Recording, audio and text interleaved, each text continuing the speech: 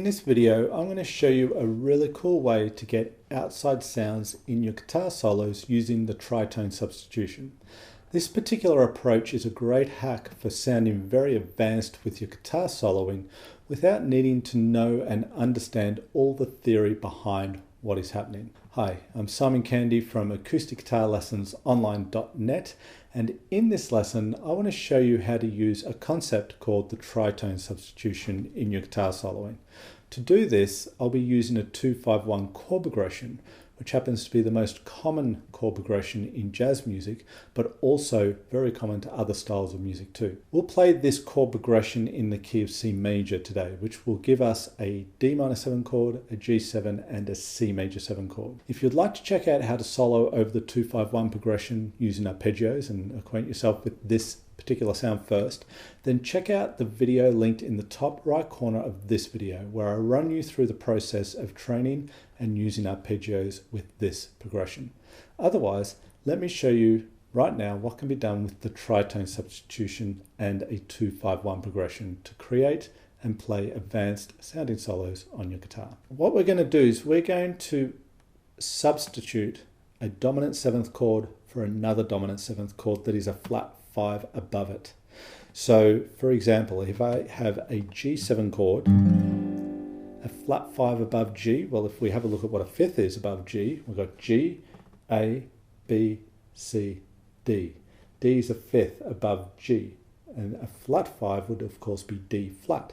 So what we're saying is we can substitute the G7 chord for a D flat 7 chord and get the tritone substitution, which gives us some very cool sounds. Let's have a little bit of a closer look at that. Basically what we're saying here is that when there's a G7 chord in the harmony, and we're talking about arpeggios here, we could play the G7 arpeggio over the top of the G7 chord and get some nice chord tones, and that would sound great.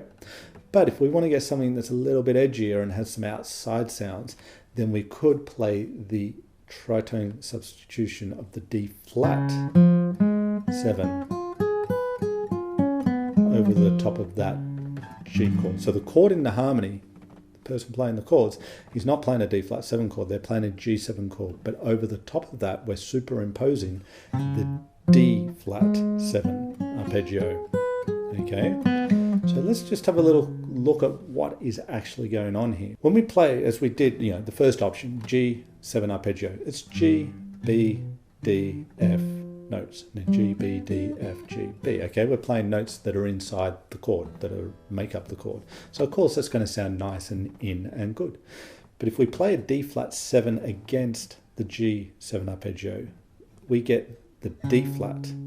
Now the D flat is a really nice altered sound across a G7 chord. It's a flat 5. Anytime we alter the 5th or the 9th in a 7th chord, it sounds good.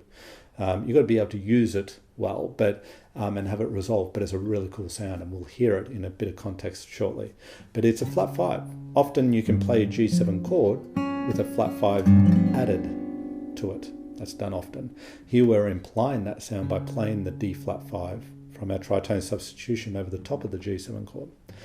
Then we get an F. Well, F is part of both chords. It's the flat 7 in G and it's the 3rd in D flat 7. So that's going to be good. We get an A flat. That's a flat 9 when we see how it relates, its relationship to G7. It's a flat 9. A is the 9. A flat is the flat 9. So again, altering, sharpening or flattening the 5th or the 9th over a dominant chord is good. It's going to sound cool. It's that outside edgy sound. So that's another outside sound that we get by playing the tritone sub over G7 of D flat 7. And then the third note, or the fourth note rather, from the D flat 7 is a C flat. That's the flat 7th of the D flat 7 chord. Now you may be thinking, hang on, there is no C flat. We have B and we have C in our musical alphabet.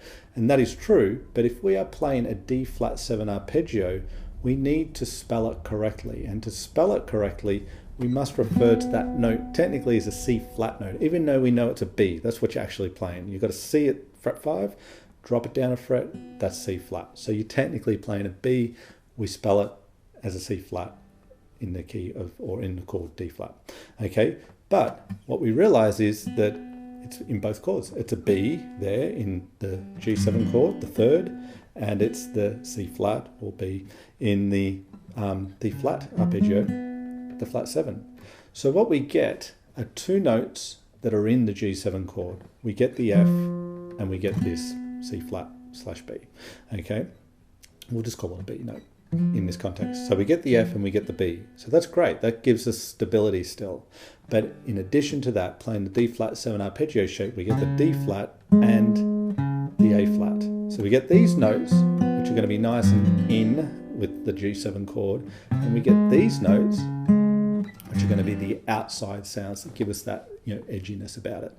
Okay, and when you play that on top of the G7 chord, it sounds very cool. You can kind of hear how it sounds there a little bit compared to the G7. Okay, so just to be really clear, the person playing the harmony, the chords, is not playing a D flat 7 chord. They're playing the G7 chord. You're substituting the tritone substitution over the top of the G7 chord being played and getting that cool outside sound. Okay, so that's explaining what the tritone substitution is all about. Okay, so one thing that you can do before we look at this tritone substitution in the context of the 2-5-1 progression relates back to what I outlined in the video that's linked in the top right hand corner right now. So if you don't really understand what I'm talking about here, it's pretty straightforward, but if you want more explanations, a deeper understanding, check out that video. And in general, with arpeggios and the 2-5-1 progression, that's a lesson that you'd want to see to help give this one a bit of context and help you understand it more. But what we could do with what we've got so far is we could play both, just for training purposes, play the G dominant 7th arpeggio shape here, and then follow it with the tritone D flat 7 arpeggio shape. So you got G and you got the D flat, and you start to see how they relate to each other on the fretboard. Okay, so the idea is that we can switch between these two arpeggio shapes. We don't necessarily have to be in one or the other. We can be, but we could switch between them too, and that's what we're building the ability to do here. So I could go, the next step would be to go up the G7 and then down the D flat 7, and you could extend that down to the lower. There's notes that are in the D flat 7 that are below the root note on the 5th string too, so you could include those if you want as well. But the idea is that you go up the G7 and down the D flat. So you're switching on the top part of the arpeggio too. And then you could reverse that. You could go up the D flat and down the G7. And what you can do, and this is very effective, and if you've seen the first video on this topic here, then you will already know this, but that is get fretboard paper and plot these two arpeggios out on the fretboard paper at the same time, one on top of the other, just like what you're seeing on the screen right now. What you see there is a G7 arpeggio, and you see also the D flat 7 arpeggio. And when you do, you can see that there are some notes that belong to both arpeggios. And we already made that point because as we went through, the F and the B are part of both arpeggios. And then you can see how the other two notes that give you the outside tones relate to the other notes in G. And when you then go and start using this stuff, what you see in the diagram now and what you plot out on the fretboard paper will start to just be something you can visualize in your mind, and you'll be able to switch between the two. Now in this video that's linked in the top right corner, I did run you through a process I'll just touch on now, and that is playing one arpeggio, let's say G, let's say we play it for a bar with 8th notes, and then when it's time to change to the next arpeggio, D flat 7, we're going to change from where we are inside the G7 arpeggio to the D flat 7, and then back to the G, and then the D flat. Okay, G7, flat, G7, G flat, D flat.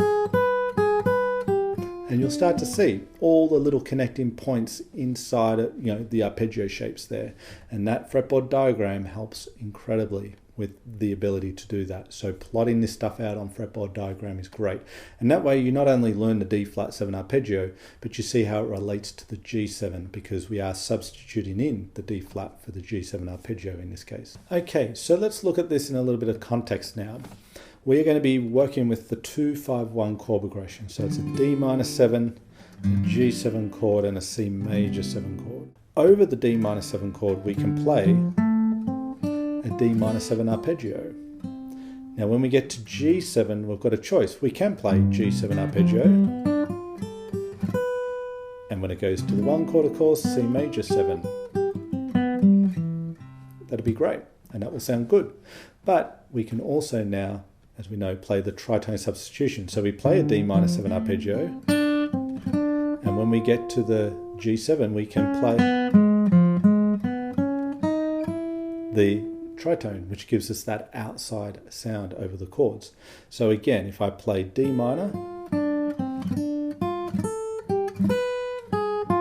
tritone,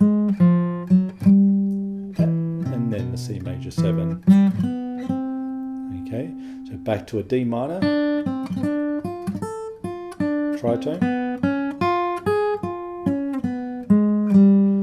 Okay, so you hear it go out. It's at that point of the G7, of course, because that's where we're subbing in the tritone. But that in the chord progression 2-5-1, it's the 5 chord in the middle there, sandwiched in between the D minor 7 and the C major 7. That's the spot where you want to step outside the harmony if you're going to do it. And then you'll resolve into the 1 chord. So it's like you start out in with the 2 chord, out, and then back in. Okay, if you don't want to step outside, just stay with the G. It'll all sound nice and sweet, and then the C. But if you want to step outside, D minor,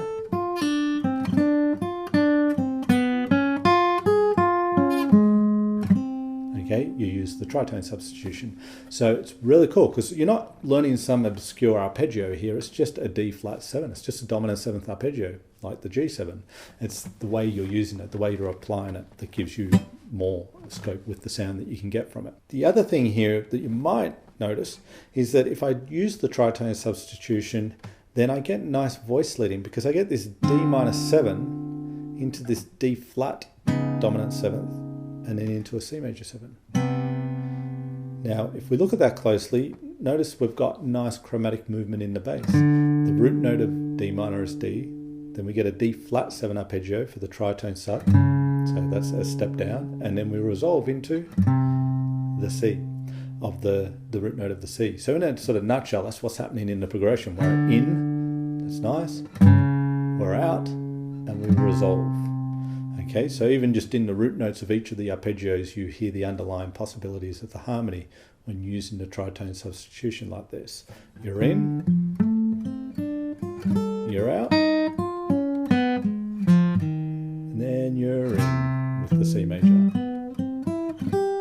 Okay, so that's something to keep in mind there. The other thing is, if you want to sort of have an interim step here, instead of taking the full 6-string arpeggio shapes, you might just take the top 3 strings of each arpeggio.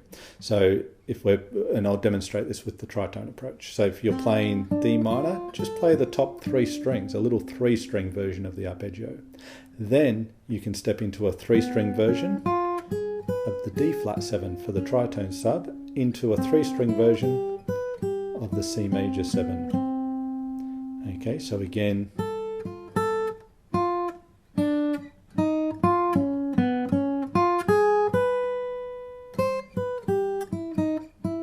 okay, so it just gives you less to work with, so there's not as many options and you don't get overwhelmed with it all, and you can just work in with the top 3 strings. Start with smaller arpeggio shapes first when applying this approach. If you like this video, then you'll love this ebook audio from my Jazz Concepts for Acoustic Guitar series titled Arpeggios. In this ebook, you will learn exactly what arpeggios are, how to visualize them on the fretboard, and several ways to use them in your guitar playing. I will run you through 3 key major arpeggio shapes and 3 key minor arpeggio shapes, and how each of these relate to each other on the fretboard so you can easily access them in your playing. Not only will you learn the conventional way of applying arpeggios to your guitar playing, but I will also show you how to instantly multiply your soloing possibilities with each arpeggio shape through arpeggio superimposition. It sounds complicated, but it's super simple. I will not only show you how all this stuff works on the fretboard, but also explain it to you so you can understand the theory behind it all. So click the link in the description below this video and download your free ebook audio,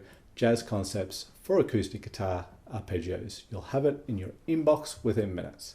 Let me know in the comments section what acoustic guitar topics you'd like to see covered in future videos. I read every comment and I would love to hear what you have to say. If you like this video, then hit that like button and subscribe to the channel, and don't forget to hit the notification bell button so YouTube can tell you when I've released a new video. This is Simon Candy from acousticguitarlessonsonline.net. As always, thanks for watching this video. I appreciate your time and I look forward to seeing you in the next video.